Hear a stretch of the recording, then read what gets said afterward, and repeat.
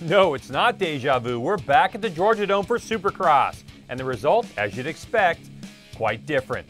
Arena Cross got sandy in Kansas City, and now that championship is as close as you like it. Ryan Villapoto started his MXGP season. We have that info. All that and more only on the Racer X Show.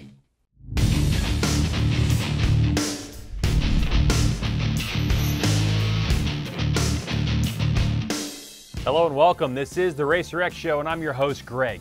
Great racing over the weekend, and we're just touching March. Plus, we socialize you, Moto Dynasty it up, and check out the Ricky Carmichael-inspired Supercross track in Daytona. Lots to do, so let's get after it.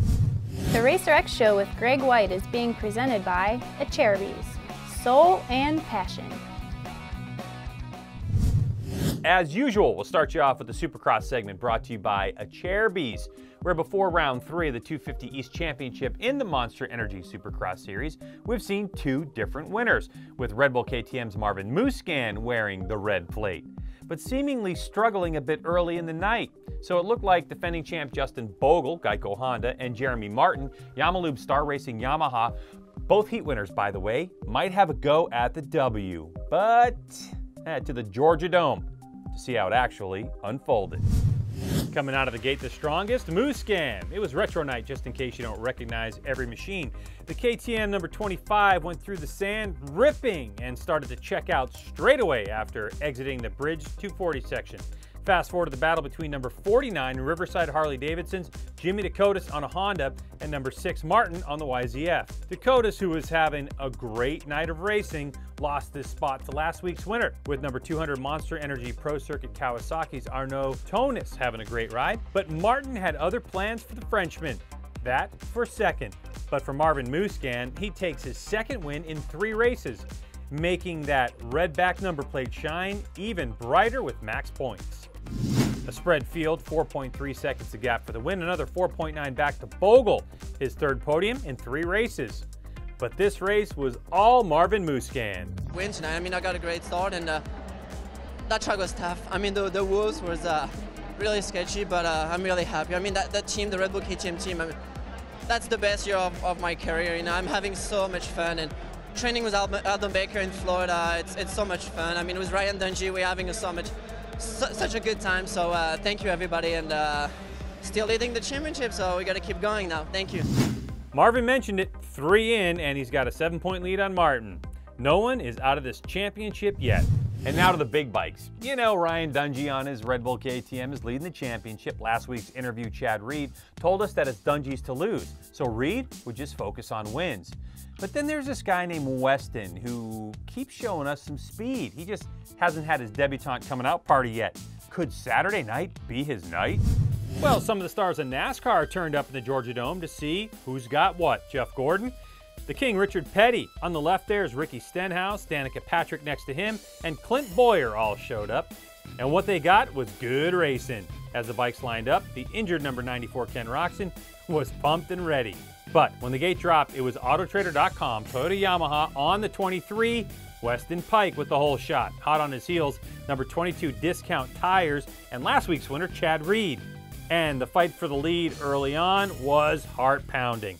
On the first lap, Reedy and Pike would go side by side, with Pike taking the point. Now he's got his foot through the door of his coming-out party.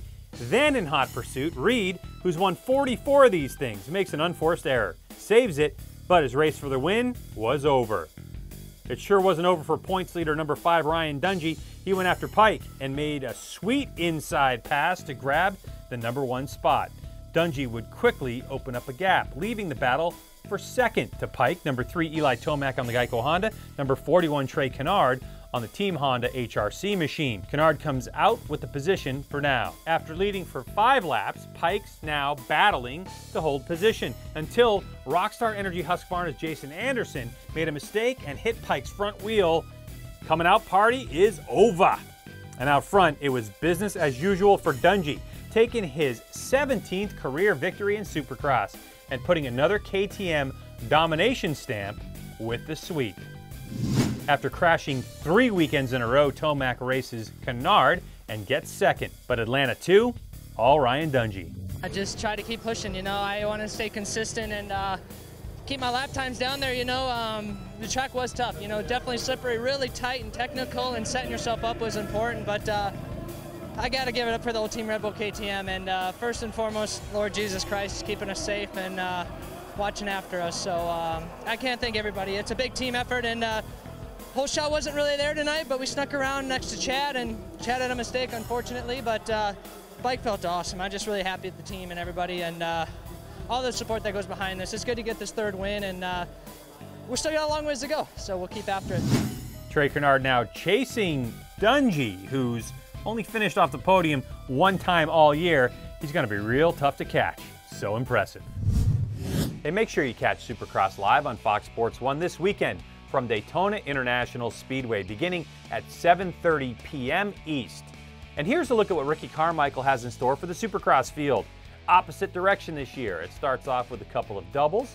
Notice the change in the dirt, always a variety in Daytona, followed by a couple more doubles as you pass under the finish line. Then some whoops, followed by more whoops into an interesting rhythm type section. Can't wait to see how the racers handle that. And then we have a couple of these big wall style jumps, patience on those sections I think, and then back towards the finish line. Same track being used for the RCSX and ATV SX throughout the week.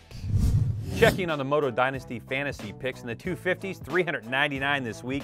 Muscan for the win, Martin for second, max points. Loving that.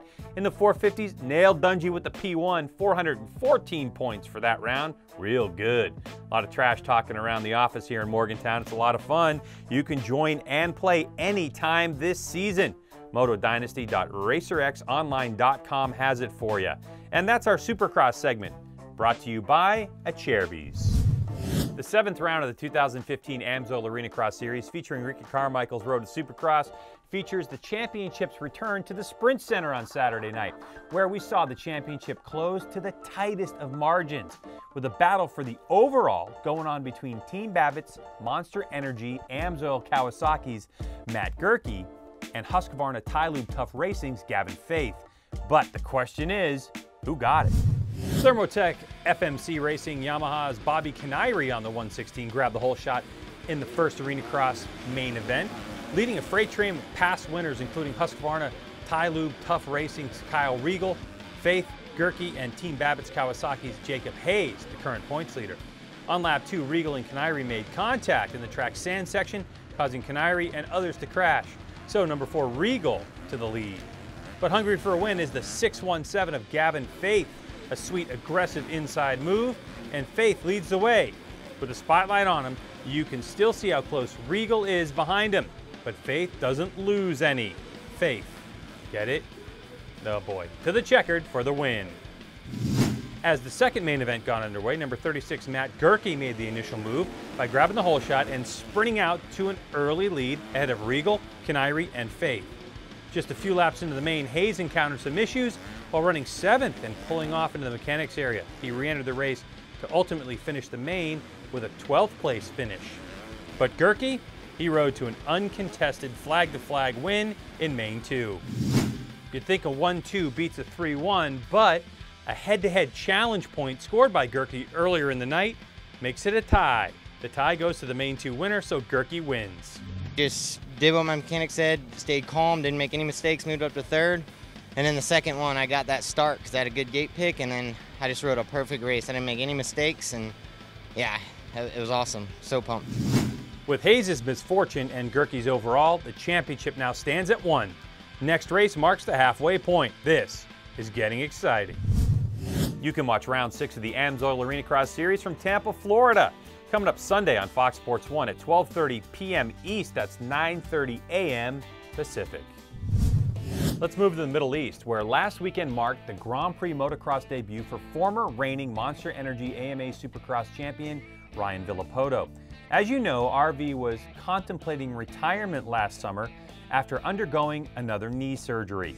Instead, he decided to take a 1-year deal to race the FIM World Championships, vacating his 4 straight Supercross championships for a shot at conquering the rest of the world. Well, the rest of the world is pretty fast, as Villopoto found out at the La Salle circuit in Qatar last Saturday night. In his first outdoor motocross race since 2013, or about a year and a half, Villopoto had a myriad of problems, from electrical issues to rear brake issues, not to mention poor starts and a few crashes.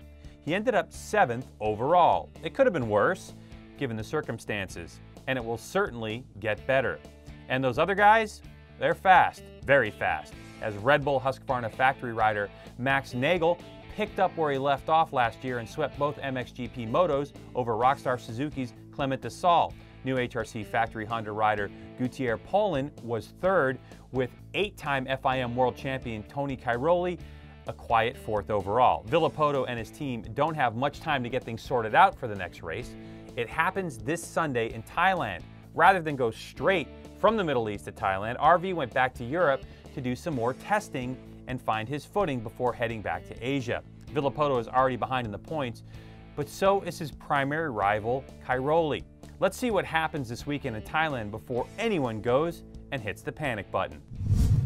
Some quick road race info for you. Moto America racers, listen up. Moto America wants to remind you that you can register now for the March 18th and 19th Dunlop tire test at the Circuit of the Americas. It closes this Friday, March 6th. The test is open to licensed racers in any of the Moto America classes with the exception of the KTM RC390 Cup.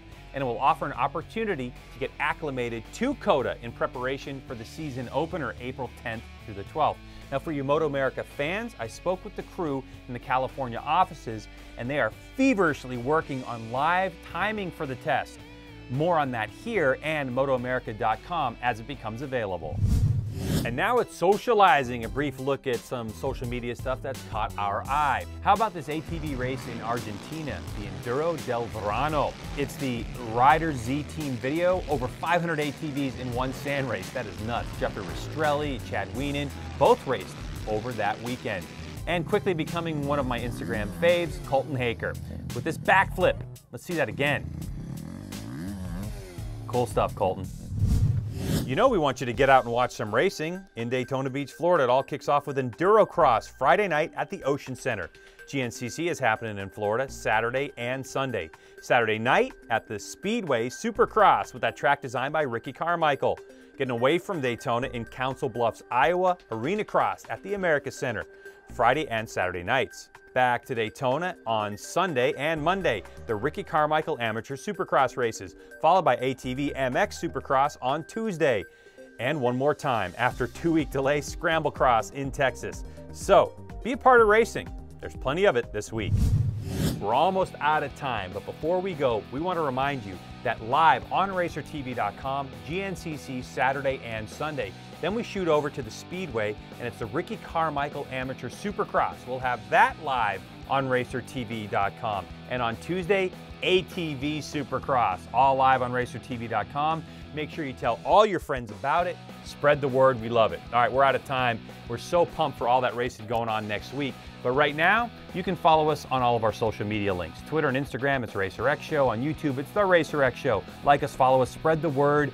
Feel free to share these videos anywhere you like. We love it and appreciate it. You can follow me on Twitter. It's @GregWhite. And for the fine crew here at the RacerX Show and Racer TV, I'm Greg. Remember, we are all racing all the time. Have fun in Daytona.